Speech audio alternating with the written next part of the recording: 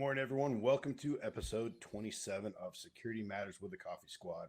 It's Will and I today, so hopefully we keep your guys' attention a little bit. We don't have a guest on this week, but we will definitely have one on here next week. So, for our new listeners out there, I know Will's been doing a great job kind of broadcasting it out there on all the different social media profiles. So, if we have any new listeners today, I'll just go over our show outline so you're not kind of guessing like what's going on here. So, first, we start with drinks. What we're drinking. We are the Coffee Squad, or at least one of us is. Then we'll do some questions of the week. Just talk about current events, what's going on, maybe something a little sentimental every once in a while. And then we'll talk about some news articles of the week and then the topic of the week. And so this week's topic is the importance of writing a good report. So, with that being said, Will, what are you drinking? Coffee. No. Good. So this morning I'm drinking I didn't have time. I was running a little behind, so I didn't have time to grind my own. So I had to grab a K cup. So I grabbed a Caribou Coffee Daybreak, which is their light roast. They take it from like 4 different countries. Let me see. It says here Costa Rica, Guatemala, Colombian, with a hint of Ethiopian. So it's a decent light roast. Not my favorite, but it'll do. Okay. What kind of water are you drinking this morning? Man, which one are you talking about? Let's see here. I got my herbal Bengal spice tea right here in the Security Matters coffee cup there. I switched back from all that little fancier water to LaCroix, Mm-hmm. a little coconut going on, and then of course you know me, man. I always got my water. So if I have to run out of here during the podcast, you'll know why. Will always knows this, man. But by the time we're done with this podcast, I'm like, bro, I gotta go. I'm drinking so much water on this thing. I gotta go use the restroom. So Tiny bladder. You wish you had a hollow leg or something for it to yes, expand in. yes, you'd think that they could put a little bladder liner in my leg or something, like a little fuel blivet. So so yeah, lots of water today. So you're taking a break from Black Rifle Coffee Company, huh? No, I just didn't have time to grind it this morning. So I Uh, usually have K cups for days I'm in a hurry, and then I have my stuff that I grind, and I didn't have yeah. time to grind it this morning, so I just threw a K cup in. So what's the benefit of grinding your own coffee? Obviously, I don't drink coffee, or not obviously. Uh, For the new the listeners, K I cups don't do, drink yeah. coffee. So the K So cups do a pretty good job since it's airtight, but essentially, it's just like what's the difference between frozen and fresh fruit? It's just a fresher bean. You get you while you're grinding it up, it releases aroma better. This keeps the oils in, stuff like that. So once you grind it, it's gonna be more flavorful for you. So they say. hey, Will, has anyone told you you're a coffee nerd? I've been called lots of things, but I don't think I've been called a coffee nerd. You are a coffee nerd. Just putting that out there. So, with that being said, let's question of the week. Kind of a little interesting one, a little thought provoking one, I think, but I switched it up on you. Yeah, I saw So that. it's going to make you think a little bit. So, what are the most important lessons you've learned in life? Well, number one, don't stand in front of a Toyota Why is that, man? because that's what hit me on the side of the road. So, is it the Toyota's fault or was it your fault? Oh no, it was definitely it was the guy who was driving its fault, but Hmm. I have Okay. a So, how fast did you get? How fast did he hit you? 75. Man, that's it, huh? Yep, he was So, a slowing moving down. car at 75 miles an hour still won't kill you. Apparently not. Man, man. All right. So Um, that's a really good lesson if you're in someone like look both in ways Will's before you case, cross the street, right? who Uh, who gets hit by cars at 75 miles an hour and still but alive to talk about it. I guess that's a really good lesson. but in all actuality, I would say I always try to learn something new every day. Keep learning, keep broadening your knowledge base. You never know what's gonna be beneficial to you in the future and stuff like that. Don't be content in where you're at. All right. What about you? I would say like the two. I mean, just as we're thinking about this, right? I'd say gratitude. Always like try to wake up every day with something that you're grateful for. List Yeah. off. Try to tell guys like 3 to 5 things. So gratitude's a big one. Um, I think I learned that the hard way, honestly. And then the other one I think of is humility as well. Yeah, Um, those are rough lessons to learn. I'm still going through a few. And I would say, like I grew up pretty humble. With those two lessons or values, I guess, in life from my parents instilled in me, but I really didn't learn them until later on in life. Yeah. And we're constantly learning, like you said, there's constant days of learning about gratitude and humility. Shoot, almost all the time. So I would just say, I think the military taught me those two things pretty well. Even when you think you're at the top of your game, untouchable stuff happens. Bad stuff happens to good people. Bad stuff happens to bad people. And no matter what, you're going to learn usually humility and a little bit of gratitude. So, Yep. so yeah. All right, Will. What's your other fun question? So what's your preference? Chinese, Mexican, or Italian food? That is. I only get those three choices. You I couldn't mean, eat. those are like the most popular. When you start thinking about it. I mean, Okay. Um, so I like all of them, man. Um,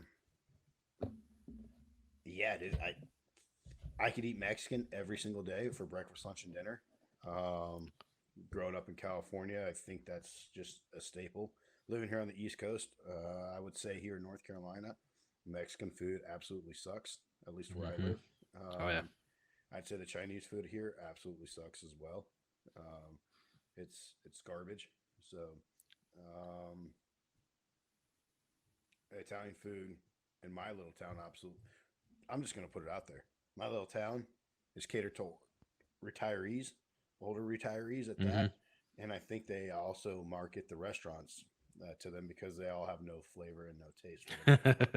So, um, the resort has pretty good food, but yeah, around here, I don't know. But I love Chinese food. I love Mexican food. I love Italian food. I love Indian food. I love Mediterranean food. I mean, look at me. I just love food.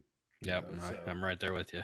um, but yeah, I say if I had to pick between Chinese, Mexican, or Italian, and I had to eat one every single day, it would probably be Mexican, Yep. followed by Italian. I just don't like Chinese food for breakfast, man. I don't know about you. You don't like So, cold lo mein the next morning? no, man. Like, do you do that? I've been known to bust out my General Chow the next day for breakfast. I'm not a Yeah. breakfast eater though. I don't really like eating breakfast. I'd rather have a burger or something for breakfast than eat Dude, what's eggs wrong and with you? bacon. Like, So my wife does the same thing. I'm like, I gotta, like, I could eat breakfast for breakfast, lunch, and dinner, like yeah, breakfast see, yeah. foods. But like I have to have something breakfasty for breakfast. I can't sit there and eat a sandwich or like pop in a hamburger patty from them. Like, no way. Hey, I don't eat leftover food really. So, but yeah, I can't do it, man. So enough about me. What do you like to eat, man? Well, I if I had to choose one and that would be it, it would definitely be Mexican. That's like my go-to cuisine. And I'm talking authentic to Taco Bell to Del Taco or Taco John's. Anybody listening out on the west side, west coast area, middle America, Tex-Mex, even California Mexican food, whatever it is, that it's pretty broad Okay. spectrum. So now Chinese food, I didn't used to like it that much. I've grown to enjoy it more. Um, it's the American Chinese version now, not the Chinese version. That's a little bit Okay. different. Italian food, I love pizza, but other than that, I could really Really? take it or leave it. Yeah, I'm not a You don't huge like Italian. chicken parm? It's good. It's not like I don't like it. I'll eat it, but if I have a choice, I'm definitely not choosing Italian. It's very rare that I'll choose Italian. I do love raviolis and tortellinis, but that's about it. Wow. No, I've I've had bad never. experience with some Italian food when I was younger, and I think maybe that you know, Yeah. kind of jaded me a little bit. So I grew up with Italian food quite a bit. My mom cooked it all the time, so that's her like side of the family, and I guess I had a great uncle or something like that with some Italian restaurants out there in California. But yeah, good Italian's Oh, hard to beat, man. I'm Like chicken definitely I marsala, yeah. chicken cacciatore, all that, man. Oh, whatever you're Whenever missing out. all of us all of our friends and stuff go out, they're always let's go to this Italian place. This time, Wilmington has some great food. I'm not gonna Yes. lie, the area I live in has some really good food. But yeah, Italian, it is what it is. I can find something to eat, but it's never my number one choice except for pizza. Huh. All right. Huh. Yeah. You're So, simple, Will. I what like kind of it. article you got today? So two, right? I mean, two things kind of going on. The first one, kind of just broke. last night, I want to say, was the CDC's telling states to Hmm. prepare for the distribution of COVID-19 vaccine by November 1st, which is huge. So Dr. Redfield of the CDC has said that the CDC is contracted with McKesson Corp to distribute hundreds of millions of vaccine doses to health department and medical facilities across the country by the fall. So, um, the letter from Dr. Redfield to the governors was basically saying helping them prepare and kind of distribute and expedite the applications for Yeah. this COVID vaccine. I know there's been a lot of talk of, oh, I'm not getting it. Some different thoughts around what could potentially be in there. How harmful is it? As it's kind of been pushed through. So I guess kind of with that, Will, would you? Hey, do you get the flu vaccine?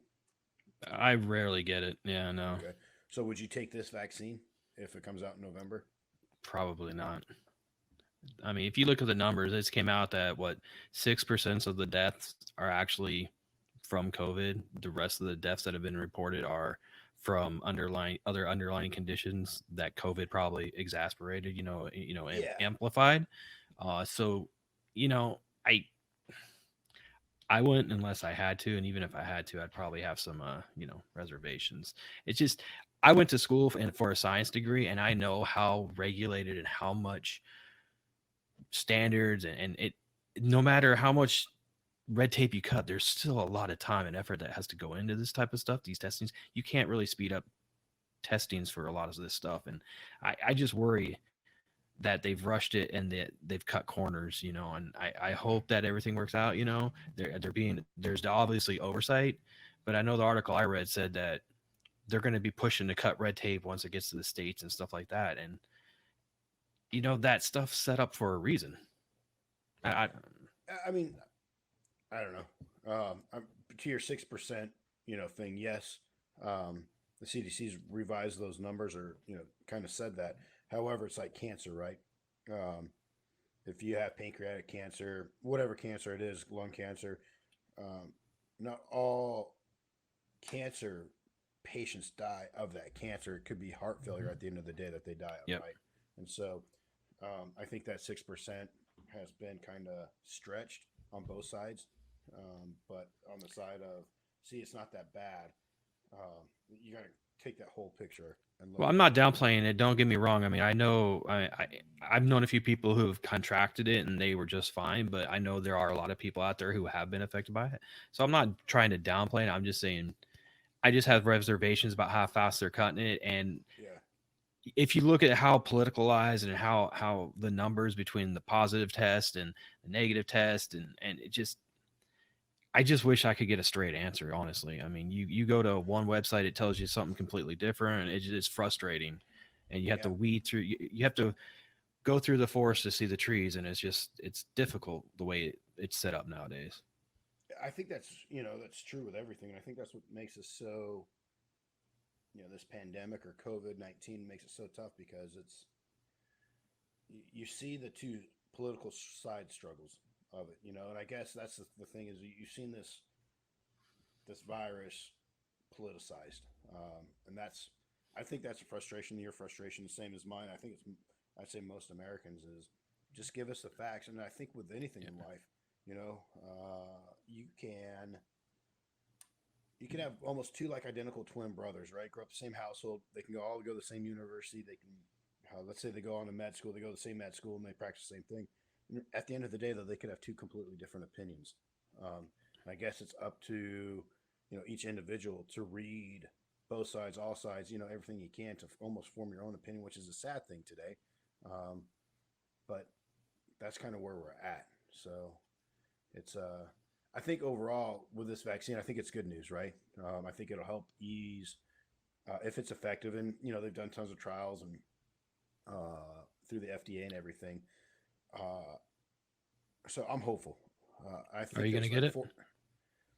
Look, I've been a guinea pig in the military for a lot of things, with a bunch of different Yeah. surgeries and different Who things. who knows? With all the shots we got, we might be already immune to it. Yeah, like with my amputation of my leg and other different nerve stuff they were trying, and Yeah. different remedies that they were trying to work. All of them worked for me. Honestly, I think it said about 4 million.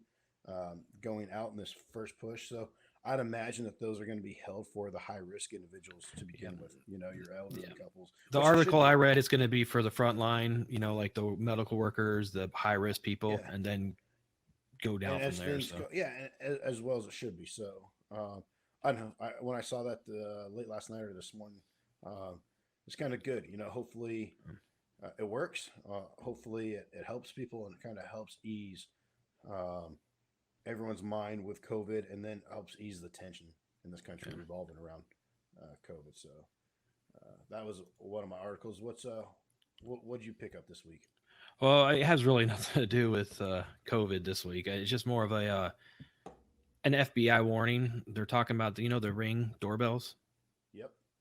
So they're just saying, it's just an article talking about how it's a new hurdle or a new obstacle, whatever you have to be aware of as a law enforcement officer, because the people are using Ring doorbells to see when the police are coming up on them, and so they know they're not to answer the door, and hide people are hiding out, warrants and stuff like that. So it's just a little I don't want to say an alert. It's just like a little, hey, It is if an you're in, alert. yeah, I guess an Yeah, I alert. mean, it totally is. So, I mean, you were on the drug task force, right? Uh, Yep. as your time as a cop, I'm sure there's certain drug houses that you hit that had Oh alarm yeah. systems, video Oh yeah. surveillance. You know, I mean, look, if you're a good criminal, you're gonna have a big network, and hopefully that network's pushed out, and before the cops hit you, you have that early warning. Yeah. So It's just one more thing to take note of when you're doing your search warrant or whatever you're doing, or even if you're approaching any call as a law enforcement officer, if they've got that camera out there, hey, obviously you're not supposed to stand in front of the door. That's another reason, because they can actually tell where you're at. So it's just something yeah, to be wary of and aware of when you are answering those type of calls or any type of call, honestly. yeah, just carry some duct tape with you, put it over the camera. But that kind of goes both ways. I was just thinking about that, right? So, if the cops are searching a search warrant, if their search warrant includes, I guess, searchable devices, right, like Most of them, computers, yeah, have the laptops, electronic devices. Yeah. so now your Ring doorbell can be used as evidence against you too. Yep. So, yeah, it kind of goes both ways. Oh yeah. I Most mean, technology does. yeah, I mean that's security, right? I mean, it's the bad guys are always going to try to one up you, and that's why it's a chess game. Yeah. And I think for law Cat and enforcement mouse game. Yeah. officers, it Oh, yeah. totally is, man. So, do you use Ring? I don't know. I Okay, have a German Shepherd. yeah. I use Simply Safe at my house. I've thought about putting a Simply Safe, a little doorbell camera at my house, but it's not worth it here where I live. So Yeah. not yet, at least. So yeah, I don't know. I like the product. Yeah. It's a good idea. It's good. I know they can link up between different communities, like different neighbors and stuff, to have like a neighborhood alert. So somebody's yeah, out there peddling or whatever, soliciting. It'll send alerts to your whole neighborhood and stuff like that. It's a good idea. But just like with anything, Internet of Things, we talked about that a few months ago. It's just what you're comfortable with living with. Because yeah. How much privacy are you willing to give up at the end of the day? So, all right. So my other article, I don't. We talked about this, I think, about a month ago when India and China clashed hmm uh, up in the northeast region there on the Himalayan border. And so last night, I kind of dig this. So India did a little stealthy move last night, and they had their soldiers climb the Himalayan mountains, and they captured strategic outposts hmm along this border route. So these different little outposts along this ridge line give them the clear view of troop movement in this little disputed territory there in the Himalayas between India and China. So just kind of reading about it, hearing the two different sides. To me, it gave me a little chuckle, like "Good job, India." Yep. So yeah, and then India, and so since that clash back in May, India and China have kind of gone a little tit for tat. India's hmm kind of shutting down a lot of different websites and applications from China. So it'll be interesting to see what happens. I kind of say it with a chuckle, like "Good job, India," but hopefully, these are two two, China is definitely a superpower. India is pretty strong too. Two nuclear capable Yep. countries with large military forces. India's is a little more outdated than China, but uh, China massive army and a military force. It's Well, India doesn't have a rapidly shortage of increasing. people either, so No, they don't. And so, hopefully, cool heads prevail in this. You don't want to see a conflict break out. I mean, shoot, in May, I think 20 Indian soldiers were killed. It was unconfirmed how many Chinese soldiers were killed, but and it sounded like a pretty brutal, like hand to hand type combat. yeah. There, what happened. So tensions are high there in the region, uh, but pretty impressive that Seems India. like China tends to do that to people around the surrounding countries. And one of the you know some people have criticized China. Yes, they're a huge superpower. They have a massive military force and that they've been building and upgrading. I'd say over the last like 10, 20 years, the China hasn't been in a major conflict, Never, huh? and so Well, not World never, War but II, yeah. and some small skirmishes, but that's one of the things that their military is lacking. Yep. That military scientists and experts point out is their lack of combat experience. Yeah. And so, and that changes. It changes the country, it changes people. And look at money. Look at Mhm. the GWOT, the global war on terrorism. I mean, trillions of dollars this country spent. And quite honestly, this country has been tired of war probably since 2006. Yeah. So Oh, yeah. it's draining not only on capital, physical blood, families. So and it's just draining emotionally, I think, on the country. So Morale.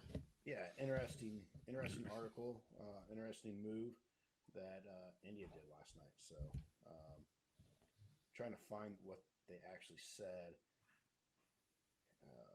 how they actually climbed the mountain. I'm trying to find it here in the article, but it's pretty. I said thousands of soldiers climbed up mountain peaks for about 6 hours to claim the vantage points along the south bank of, I'm gonna butcher it, the Pangong Sao Glacier Lake. Say that again. Singapore. Yeah. So, so yeah, pretty interesting. So, all right, Will, what's your last article? And then let's jump in this subject for the week. I don't know if you remember a few weeks ago we talked about the guy, the opposition for Putin got poisoned. Yeah. So he's in Germany now, and the German Chancellor Merkel has come out and said that he was poisoned by a Soviet nerve agent. And of course Moscow's like, no, we didn't do that. They're obviously rejecting the accusations, and Merkel said she's going to turn it over to NATO. But yeah, so it looks like. Yeah. It looks like they've actually said, yes, this is what he's been poisoned with, and it is a Russian nerve agent. So wasn't it the same one too? I think I read a similar article. Wasn't it the same nerve agent that they used in the UK a few years ago with another opposition? Was used to poison the former Russian spy Sergei Skripal and his daughter in the UK. Yeah, yeah, same one. Yeah. I mean, yeah. It's amazing what goes on out there. NATO. Yeah. It's amazing what goes on. Do anything. No. Yeah. It's amazing what goes on in the world that people just they're like have no idea about. It always amazes me. So I always get a chuckle out of stuff like that. Yeah. I tell my mom she's never traveled outside the country. I think she's lived in 3 different states, but spent most of her time in like one zip code, the zip code I grew up in, the same zip code she grew up in. And I said, the world's a scary place. No, my mom's just huge heart, thinks there's good in everyone. That's always what she told me as a kid. Look for the good in people. I'm like, it's too hard. I'd rather shoot him. But yeah, it's she.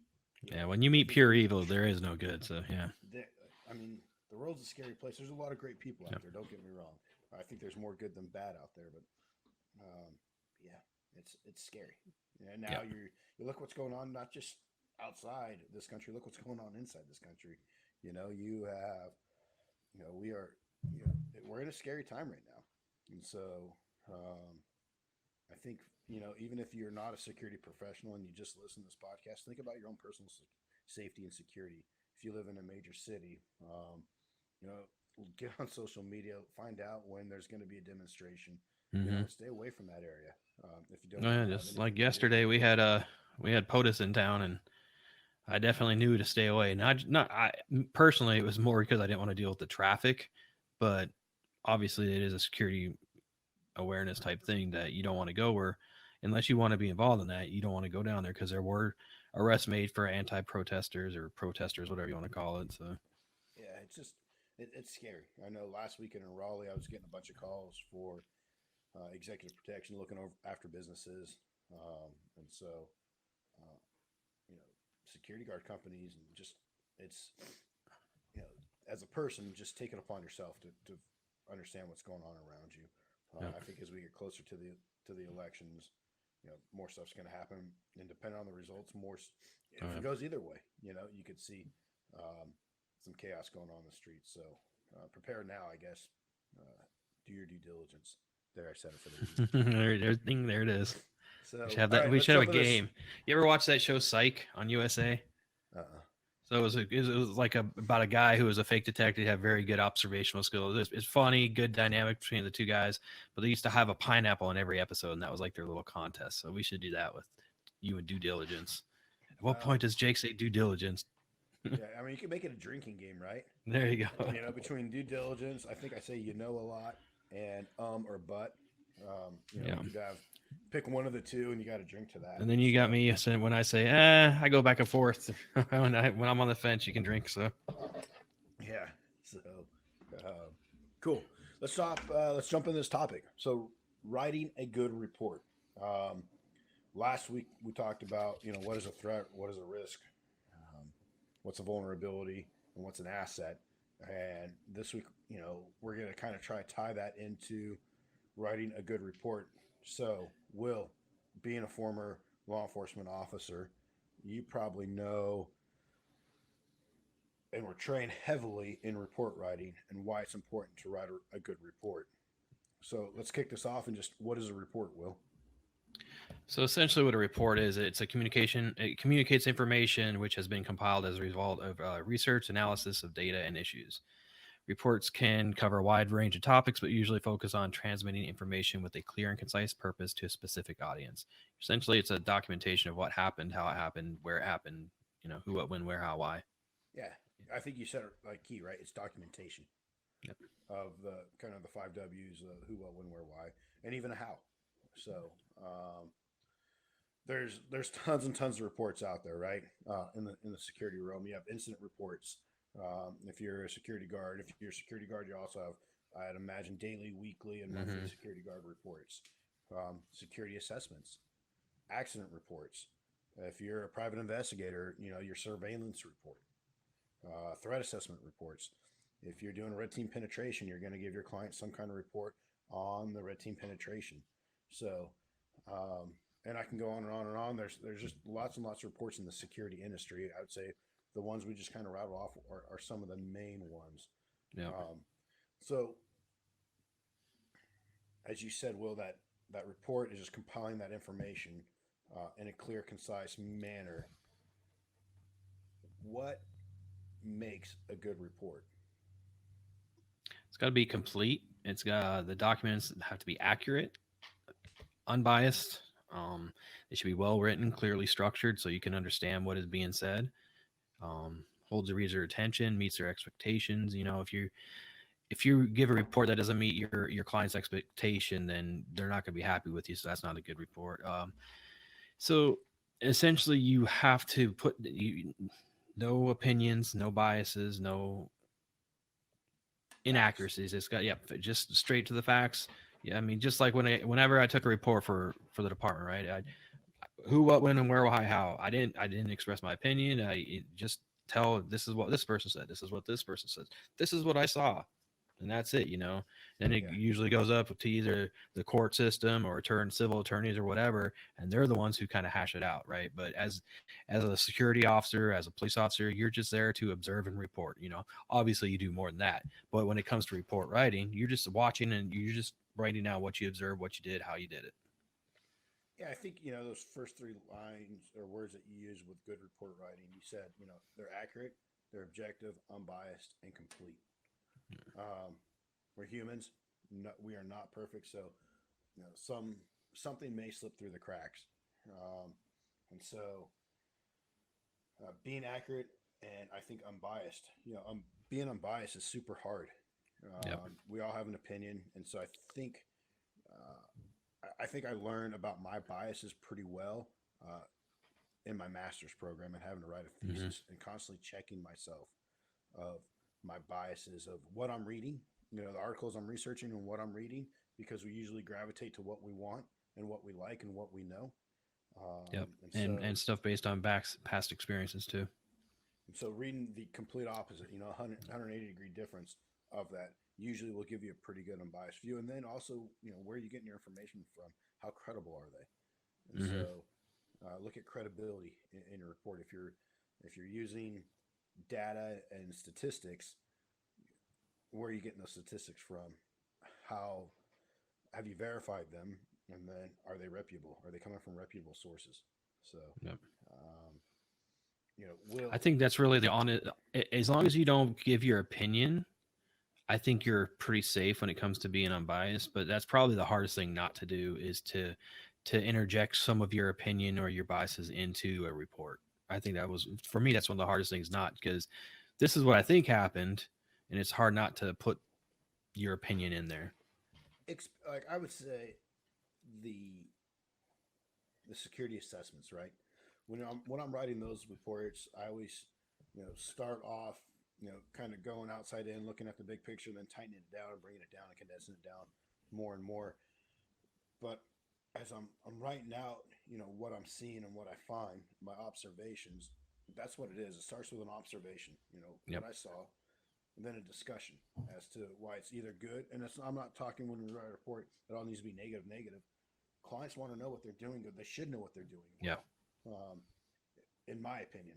And so I'll start with the observation, then I'll go into a discussion as to why it's either good and you should continue doing it or how you can improve it, or why it's bad and why you should discontinue or look at something else. And then I provide recommendations. And so, um, one thing we do as a company is, we don't sell alarms, we don't sell cameras or security guard services. So if I'm recommending that a client needs something of that we don't provide, my recommendation, is Yep. I try to give them 3 or 4 reputable sources that I've used in the past that come with glowing recommendations that I can trust, and that I allow the client at that point to pick and choose, who they Yep. want. They should interview them, they should talk to them, they should build that relationship and get that warm fuzzy from them.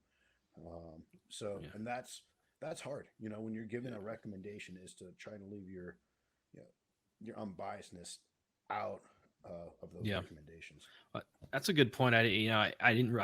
I know about it, but I didn't really think about it. The difference between a police report and like a security assessment report, where you are giving them your opinion on what they did good, what they did bad, and stuff like that. It essentially is some of what your opinion. Where police, they base everything. They're supposed to base everything just off the facts, right? They're Yeah, not I supposed mean, to have a opinion on anything. So, like, I know even we weren't even allowed to give like a tow truck, like who would you use to tow. I was like, I can't tell you that, but here's a list of tow trucks that we use, that type of yeah. thing, or that are used by the city or whatever. We couldn't give our opinion, so yeah, I didn't even think about that. That's a good point. It was the same in the military. People would ask, like, "Hey, what, when you're working out, yeah, different companies want to give us different stuff to try and kind of endorse and support." So officially, like in a uniform, I couldn't say, "Hey, you know, Hmm. this is what special forces. This is what we like to use." No, because there's thousands of us, and everyone likes their own different thing. But it was similar. One thing, with report writing and what makes a good report, you mentioned of keeping your client's interest in there. I know when I write some of my security assessment reports, and I'm not saying that just because they're long, they're better and they're great, but they're pretty detailed. They're anywhere, depending on the size of the complex we're looking at, is anywhere between 60 to 100 plus pages. And so I try to go over every single little detail with that, and that's hard. A Hmm. lot of these reports, they're going to the lawyers, and they're going to you know the executive team, and most of them don't have time to read 100 pages. The lawyers Yep. will; they'll skim it and they'll highlight it. But one thing that I like to do, and that we do in our company, is we'll provide this massive report for them, and then we provide a PowerPoint presentation And that PowerPoint presentation, really, we try to condense it down to about 8 slides of the critical information that they need to know. So I think that's a good little tip and trick out there for security experts when you're dealing with these large reports and your clients. Give them that detailed report. They need that detailed report, and they should definitely have it. And it should be Yep. as accurate and concise and clearly written for them and easy for them to follow. It's not jumping around the page. You're not talking about SEPTED, crime prevention through environmental design, um, and then you're talking about access control, and then you jump back to lighting. And you're jumping all over the place. So try to keep your report into sections when you're writing them, and then provide them breaks. Statistics, pictures. Pictures tell 1,000 words. I'm not saying you need to take a picture of everything that's either right or wrong, but statistics. I use a lot of statistics in my reports and different diagrams, and that kind of helps break up the what I consider the monotony. Will, you've heard me talk about that with you in the past on some of the stuff we've worked on. Is hey, you know, throw a picture in there, break up the monotony. Yeah. Don't make it so boring. So, um, so Will, That's go ahead. that's a good point about the highlights, because I did that too whenever I returned one of my reports into the DA's office, right, for a felony. Um, my felony report could have been anywhere between 10 pages and 100 pages, depending on if it was a simple drug arrest or homicide or whatever. It's gonna varied, and they don't have time, or they don't want to spend all that time looking through that, especially when it's like a felony is gonna anyway, you're gonna have multiple lawyers looking at it. So I I always got had like a hit sheet, and say, all right, this is what happened, how it happened. Like it was just a one page, one hitter that they could go through. It's like, okay, made all the elements, boom, and pass it on to the next one. So yeah. When you and I'm not trying to put you on the spot here, but have you ever had a DA kick back your a case because it wasn't written properly or your report was wasn't enough? I wouldn't say a DA ever kicked anything back. I learned a hard lesson early on. Luckily, it didn't happen to me, but it happened to one of the guys I was working with. He was on the stand, and a defense attorney. The guy was using legal needs. He's like, oh well, I had probable cause. I did use reasonable suspicion, blah blah blah. And the defense attorney's like, well, what's the difference between probable cause and reasonable suspicion? And he froze like a deer in a headlight, and it got dismissed. And that kind of gave me the incentive to seek out more training from the department and other avenues to learn how to make sure that I wouldn't lose in court. And it definitely was a hard lesson for him to learn too. But luckily, I've had him maybe kick back to have him fix some things, but not Yeah, necessarily because of a bad report. It's just like, gotcha. hey, this doesn't meet the element. Where's this element at? Yeah, But I think that's a good lesson. I think pain, whether it's emotional pain, physical pain, whatever. Pain's a good teacher and a great motivator. I remember writing my first security assessment with Ray, and he's like, "Oh, he told me it's going to be at least 90 pages."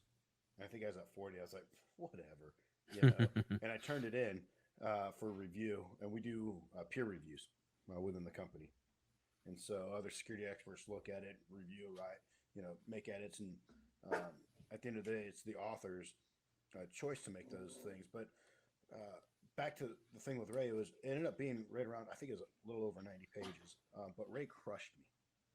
Literally, like, took my heart out, stomped on it, and just like it was brutal. And he didn't do it to be a jerk or mean, but it's a legal document what we produce, because now that could be held liability. Not only Yep. for us as your security expert in your company, but it's also liability now for your client. And so that's why it's super important to be as detailed as possible, to put those facts in there, to put those observations in there. So it's, yeah, I think, Will, when you and I were talking about the subject, that was one thing is, how do you learn? How do you make a good report? um, like I said, seeking out training, and a lot of times experience is the best way to do it. I always ask, like, anything I do, even if you're really not, if I'm not, if you're not necessarily trained in that, I'll still send it to you to review, or somebody else. I think has a good eye for editing and reading stuff too. Hey, take a look at this and let me know how it's reading to you, because a lot of times, especially when I don't know, for me, I'll be working on something, I'll read something 3 or 4 times, and it looks good to me, and I'll send it to you, and it's like, hey, you got this, and I read it, and I'm like, how the heck did I miss that? I know I read this, and Yeah, how did I miss it? And so that, to me, that it's always helpful to lean on your network for advice. I think that peer review is huge. So I know you've written stuff to me, and I've crushed you, and it goes back and forth. But sometimes what we have in our head doesn't always make it out on paper, and we think that we put it out there on paper, and it doesn't always. It's not always clear and concise that we think it as clear and concise as we think it is. Yep. And so one trick, I've told you this, and I tell others is read your paper out loud. Read it out loud, and you're going to sit there and be like, "What the heck?" I feel like I wrote like a 4-year-old. You know, Yep. because you'll find words that you thought you were in there as you're typing away, or it doesn't make sense. And so uh, that's one little trick. There's another one I know I've told you about called Grammarly. It's an app that you can Yep. get. You can get, it's a free app, but then you can also pay for it. I definitely recommend people pay for it. It's a fantastic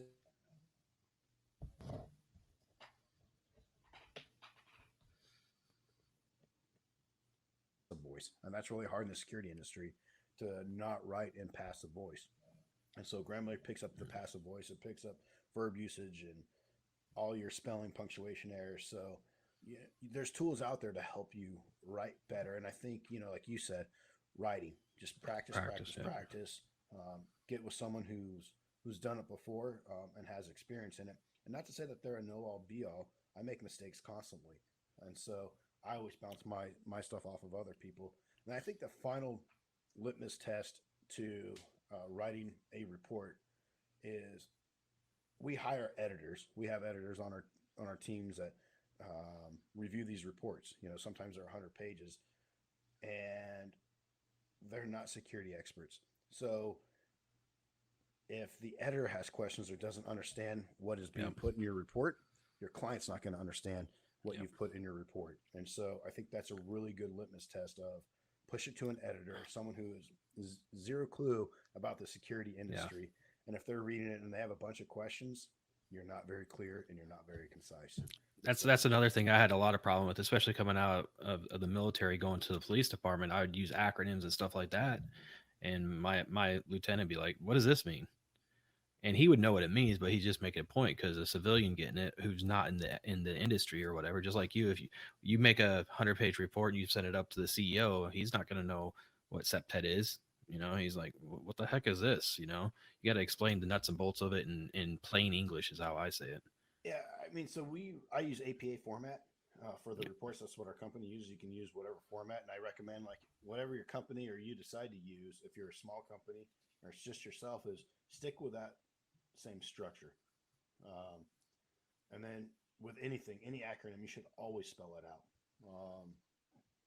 It just there's a million acronyms, and no one's gonna know what you're talking about And unless you that's spell it hard out. coming from the military, because military, they speak in acronyms. They do. Um, However, in a report, no matter what military manual Yeah. you see out there, um, they have a whole acronym page usually in the back of any military Yep. manual. In the beginning, though, they'll spell it out and then put the Yeah. acronym in parentheses. So uh, definitely do that. Uh, and these reports, people are, why are they so detailed? Why do you have to put so much energy and effort into them? Look, I would say writing a security report and an assessment is the one part of my job that I dislike the most. However, it's also the most important part. I Yep. dislike it because it's mundane. It's boring to me. But it's it is the most important Yeah. part. So you have to just kind of put your big boy pants on or girl pants on and just sit down at the desk and bang it out. Yep. Ray When taught me I a really Go ahead. Ray taught me a good lesson of each time that you're doing these assessments, if you take them down into chunks, when you're done physically walking around, go home and write it up. You already have your shell. So that's another point. I'm kind of jumping all over the place here, but have your shell, have your report shell, just like, in high school when you're learning how to write, reports, um, brainstorm and then create your shell. And then um, once you're writing that report, just put that information into little buckets. So it doesn't have to be perfect, but just put that information out there, and then you can go by, revise it, and clean it up, and make it into a worthy report. Yeah. I was gonna say, when I was an FTO, I'd always tell my trainees, I was like, no matter how good of a job you do, if your reports aren't up to par, you're not gonna be able to. You're gonna lose your cases. And another thing is, if it's not written down, it didn't happen, type thing. So Yep. I always had to. It was like, it doesn't matter how good you do in the physical side of it. If what you're reporting doesn't reflect it, it's just it didn't happen, right? And obviously, it's different with a physical security assessment, but same principle. All of them, though. Whether it's a security Yeah. assessment, an incident report, an accident. If you're a PI and you're doing a surveillance report, you're doing your daily, weekly, monthly security guard reports, or even red team penetration. Among all the other reports, you got to put what happened and why it's there. Um, I always tell people to ask yourself, so what? When you write these reports, so what? What does it mean? If you're just putting fluff in there, take it out. Yeah. Put the meat and potatoes. Put what's important in there, and that helps keep your client's interest in mind. As take the fluff out. Just give them the meat and potatoes. Give them the so what. Why is it important? And a good report's important. You have legal reasons we've talked a little bit about. It's a record of events. As um, I'd say almost all of our clients are repeat clients. We're Hmm. constantly throughout the year doing different assessments. Some of these have 80 plus sites around the globe, and so you're not able to hit all 80 in a year time, but throughout a 5 year period of constantly doing these assessments, they act as a historical document too, and a progress report as well. So you can take these assessments or any of those reports if you did red team penetration, and you can look back um, on have they made improvement, or where were they and where are they going now in the future. So and there's technology coming out that's helping with that. One that I haven't messed with that I've heard about and kind of been on a conference call is a company called Quill, and they are trying to crack that nut, and it looks like they're there with helping track these assessment reports and these security reports, and trying to show where you've made adjustments and fixes, and where you Yeah. have it. So it also helps with job performance. I think I've already said liability. Liability is huge, Yep. not only on that security company, but also once you give that report to the client, now they're liable because they've been given that Yep. information. And so liability is a big thing. Um, One thing definitely that when you're writing reports is sources. We've talked about it, right? So if you're doing any type of physical security, here's the two ASIS books that I use. These are what I consider the Bible. When I'm writing my reports. So physical security principles and implementing physical protection systems. So um, they're both on ASIS's websites. Um, Buy them, read them, use them. They are, Yep. when it comes to physical security, uh, you should definitely be using the text and the information out of there. Yeah. Uh, ASIS is definitely a good resource. I know I go on they have a like a community chat board, right? And I see all the time, hey, does anybody have a good format, report format, assessment yeah, format? So there's definitely a need for it, but everybody's a little bit different. So I don't think, I guess you said Quill's got it getting they're close to, yeah, they're working on a big technology yeah, package. I've used different providers in the past. In reality, and this is just me speaking, I there I don't isn't a like a cookie cutter report personally, but that's there just isn't me. one shoe fits all, and Yeah. so you can use some of the same tenets that you've used in the past. I'm not saying you got to recreate the wheel every single time. Yeah. Definitely not saying that at all. What I am saying is each facility, each report, each type of, whether it's red team penetration or security guard, Yeah. everything has its own uniqueness. Yeah. No day is ever the same. We're constantly evolving, so your reports should constantly evolve as well.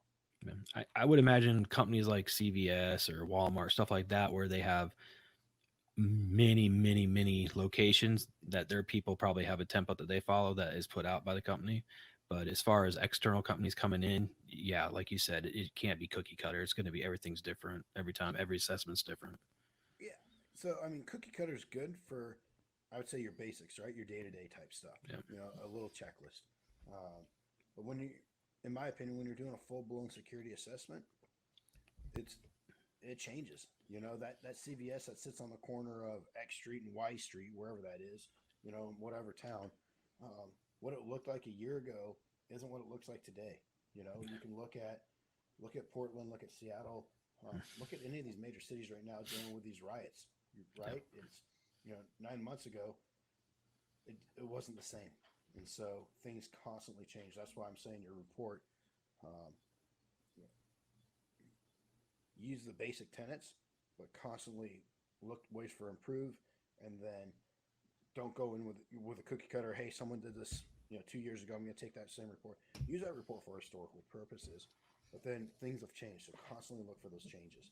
So I'm not for a cookie cutter product. Yep. Totally agree. So much.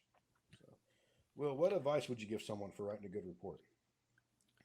Um, like I said before, let somebody else read it. Definitely proofread it many times. One thing I like to do now that I haven't done in the past, but I've started doing recently is my computer has a program where it'll read it to me.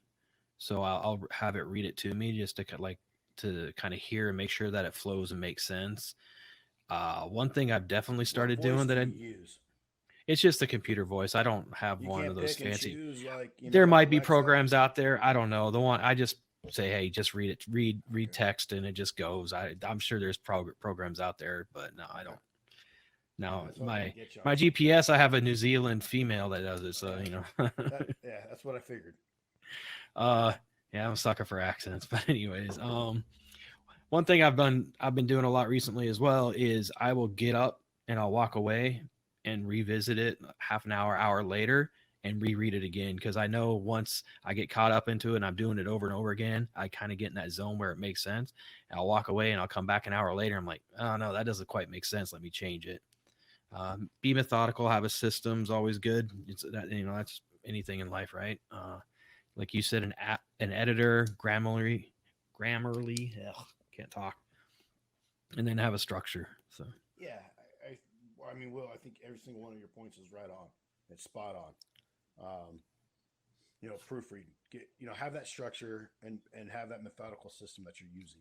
Um, and then as you're writing, I think the best tip you said is get up and take a break every 30, 40 minutes. Go stretch your legs, go outside, walk around, get some fresh air, something. Um, because what I've noticed, and I don't know if you're the same way, but if I just sit here and I can nug out a report. I did in the military all the time, yeah, but it's painful. And not only is it painful, it's painful to read. It's painful to proofread. It's just painful all around. I've talked about Grammarly quite a bit, and I use that. So the minute that I start the report, Grammarly is running side by side with it in a Word yep, document. And um, one thing I've noticed is if I've pulled up other people's reports and put it up with Grammarly, and if you have a 60-page report, it's going to take Grammarly hours and you to make all the changes. So if you just start nugging away on your report as you're using that Grammarly app, it's going to make your life yep, a whole lot easier. And you can set up Grammarly how you want your message to come across. You want to come across professional. Do you want to come across sympathetic? So you can mess with those settings in there. Again, I'm a huge supporter of Grammarly. I think that's the best app I could probably have on my computer. So I'll reach out to them see if they'll sponsor us. yeah, please do. Speaking of which, uh, I'll save that for the end here. We're about to wrap this up, I think. Yeah, This isn't a fun, exciting, sexy subject. Report writing. reports aren't. Yeah, Uh, you know, let's just be real. Report writing just sucks sometimes, but you got to suck it up. You got to do it. It's definitely part of your job as a security professional. yeah, So get good at it. Learn little tricks that help you. What helps me and what works for me, it works for me. What works for Will works for Will. So for those out there that are listening, learn, what tricks and tips work for you, and then share that with us too. I'd love to learn. I know we've gotten some responses on Facebook and stuff that listeners would like to hear about and for us to dive more into, and we'll definitely get to those. But yeah, post those responses out there. And I guess that kind of leads into t-shirts have arrived. They should be arriving here shortly. So I'm going to kind of let Will wrap it up. It's been a great discussion on report writing and why it's important, and some tips and tricks to help all of us become better report writers. So, Yeah. Will, thanks for the subject this week. Yeah. So don't forget, we have launched this YouTube channel. You can check us out at youtube.com, and you just search .com and just search Security Matters with the Coffee Squad. Make sure you add with the Coffee Squad on there, because that's important. Make sure you comment, subscribe. Let us hear your weekly your comments and stuff like that. You can also listen to and subscribe to us for your podcast at coffeesquadpodcast.com, or search Security Matters with the Coffee Squad on your favorite podcast platform. We're on all the big ones: Spotify, Apple, Alexa. I think we're even on Alexa now. So we're on like 15 or 16 different platforms. Give us a like and follow on Facebook. You can go to Facebook at Security Matters. Or I'm going to cut that out. Okay. Also, give us a like and a follow on Facebook at Coffee Squad Podcast.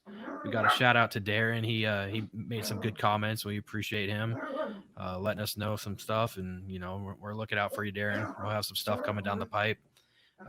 Also on Instagram now at security_matters_podcast. And leave a comment over there and share with like-minded individuals.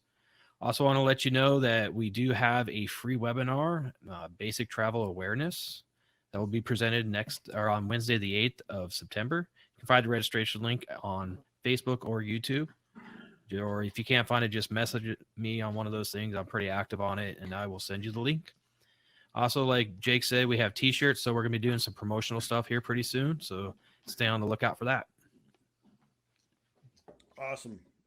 Will, good job. Thank you. Thank you to our listeners out there. And thanks for those who are commenting and asking us to talk on different subjects. So we will talk on those subjects. We usually will set the calendar about 90 days out. So for those of us who've written us on Facebook, we've heard you, we listened to you. Those will get implemented probably in November timeframe. So thanks for listening to us and commenting. So have a great week. Thanks, guys. Have a good one.